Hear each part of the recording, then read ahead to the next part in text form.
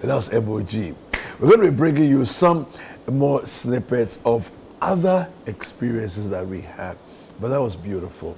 MOG really, really pulled the crowd, and we just had so much fun, you know, that last night. So, well, you know, life still moves on. Yeah. And we have quite a few things, stories that have made the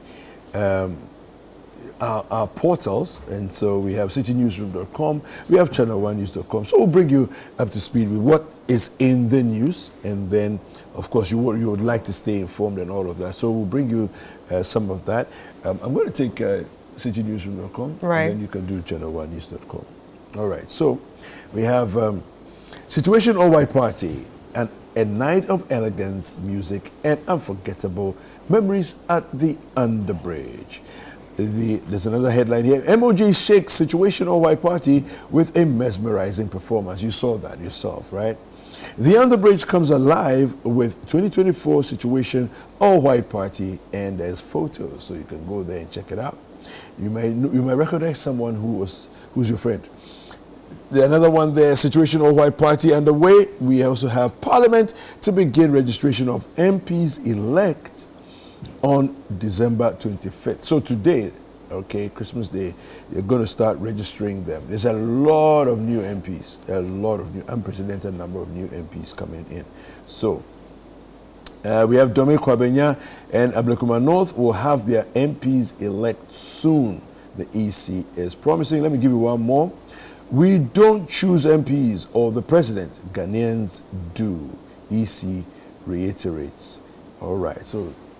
All right. On ChannelOneNews.com, we have the Situation All White Party lights up Accra with unforgettable performances and still issues on Situation. In fact, we have a lot of stories on Situation. Know, right? So if you want to read them from different angles, all you need to do is head to angles. ChannelOneNews.com. We also have Bishop Salifu Amako's vehicle involved in Tesano accident, and this actually happened yesterday. Yeah. And interestingly, this one, thankfully nobody was injured in it, so yeah. And there's an interesting one here which we would go into later on. Wesley girls dragged to court over alleged religious discrimination. And WAEC results will be released by December 29, and that's by the Minister Educhum. Mahama agricultural machine sellers must provide after-sales service to farmers. Farming is my life. Mahama outlines post-retirement plans, and government must intensify efforts to secure funding for SHSs, and that's by IFAS. Situation All White Party again. And yeah, if you go on trending, we have a lot on Situation, and we also have the stories that popped up yesterday about 21-year-old man jailed, 19 years for defiling 11-year-old boy, and so much more right there.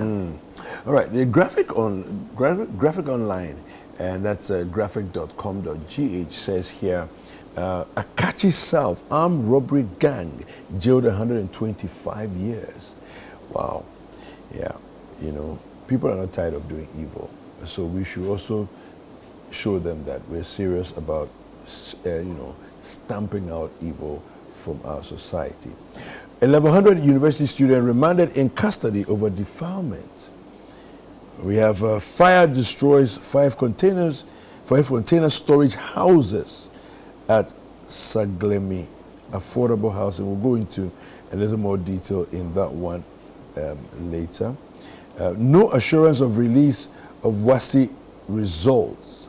WAEC distances itself. So this is a very interesting one, because the Minister of Education yesterday was quite convincingly telling us that we shouldn't worry. In the next few days, WAEC would release results. But WAEC is also saying that they are distancing themselves from the Education Minister's comment, saying that there's no assurance for the release of WAEC. So that might be an interesting one to look at a bit.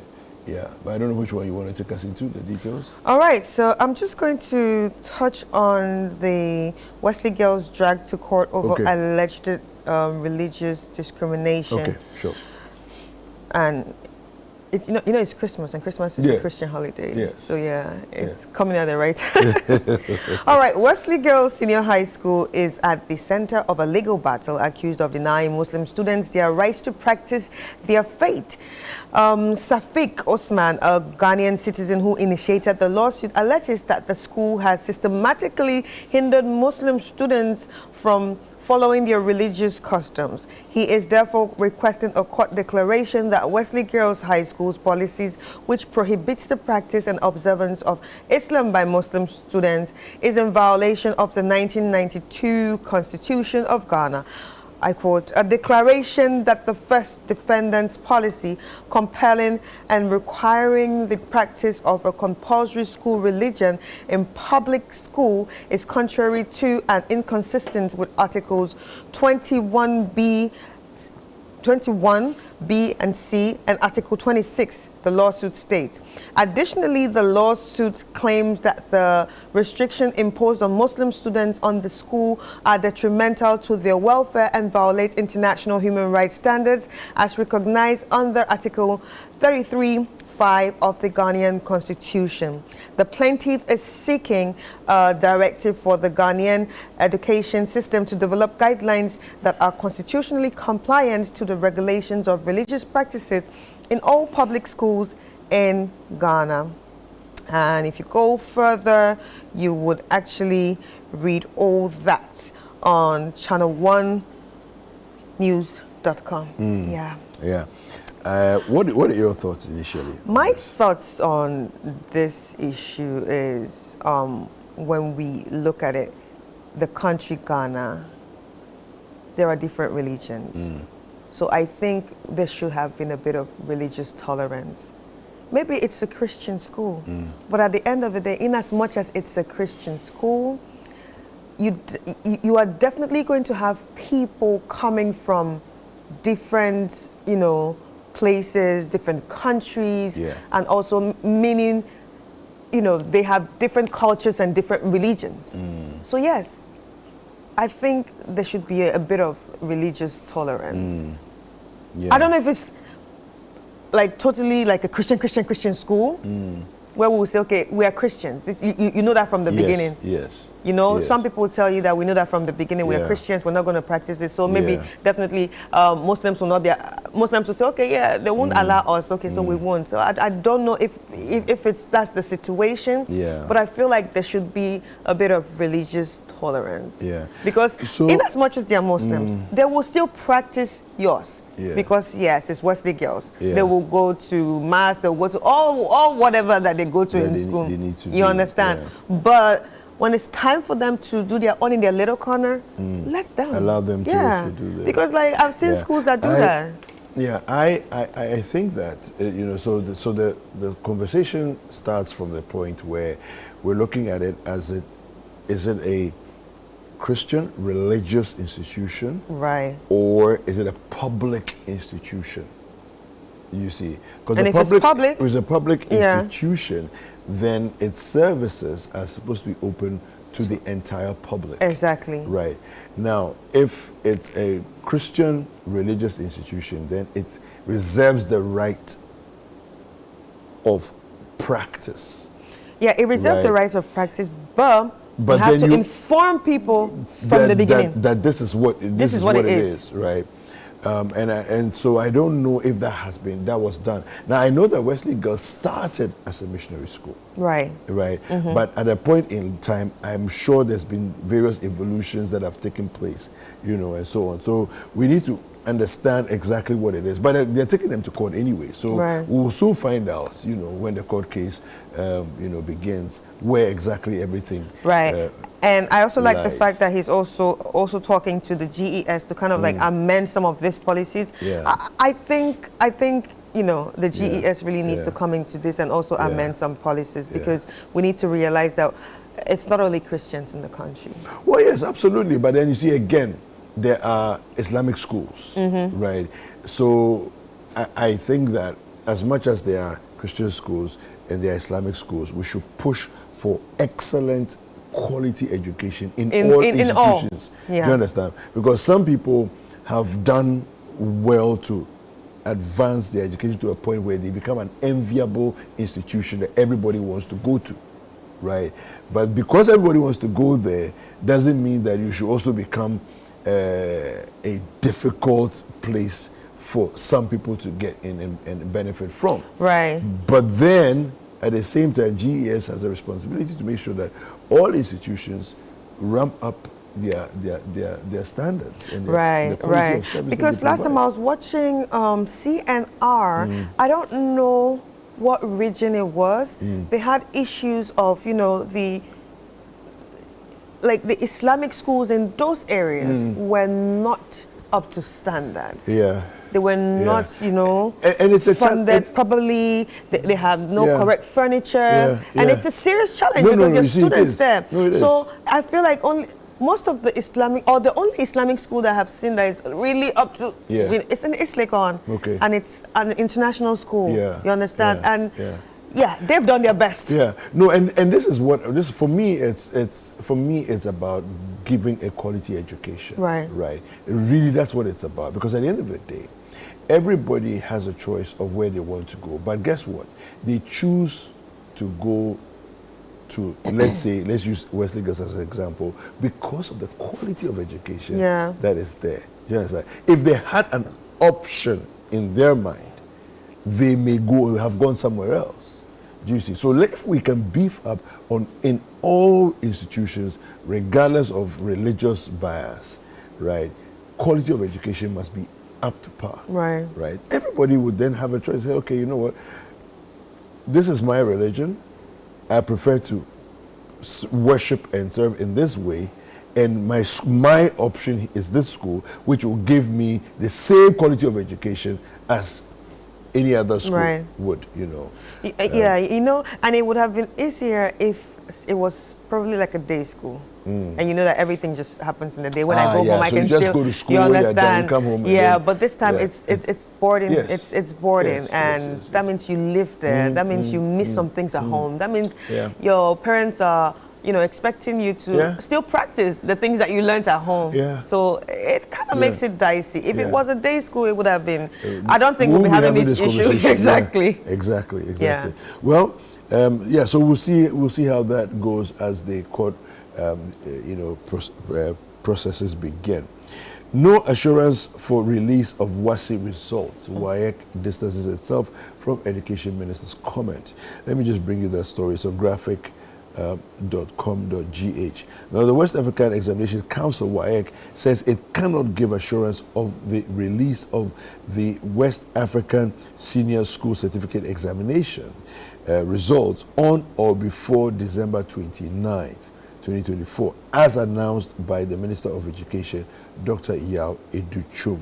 This is because the amount it awaits to enable it fix the broken down scanners, conclude scanning of the objective test answer cards, and then process the results is yet to be received.